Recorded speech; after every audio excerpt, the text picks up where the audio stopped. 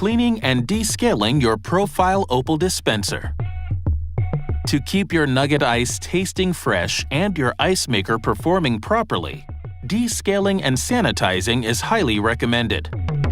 Descaling should be performed every 2 to 3 weeks, while sanitizing is recommended once per week. Start by dispensing your Opal of any existing ice. Then unplug the Opal. If the water filter is present, remove it. If the water filter is not present, remove the screen intake filter and rinse with water. Next, drain the Opal. Unhook the top of the drain hoses by pushing the red rectangular button on the end of the hose and then pull down to release the hose from the hooks. Then, lay them down to drain in a sink or container that is below the level of the ice maker. Once the water stops flowing, reinsert the drain plugs. To descale, fill the unit with white vinegar or the Opal cleaning kit solution up to the max fill line. To sanitize, fill the unit to the max fill line with water and add 1 teaspoon of bleach.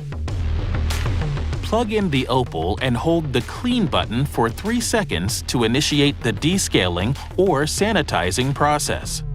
Water will begin circulating, and the cleaning indicator will light up.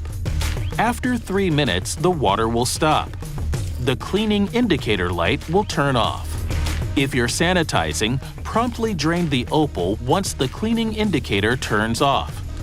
To continue descaling, run through the clean cycle up to 3 times. Then let Opal sit for 18 hours and soak before draining.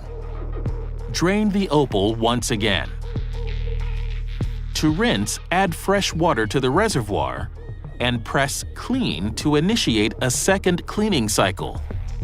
Repeat this step 2 more times, adding fresh water to the reservoir each time. To exit the cleaning mode at any time, press and hold Clean for 3 seconds. Replace the drain tubes on the back of the Opal.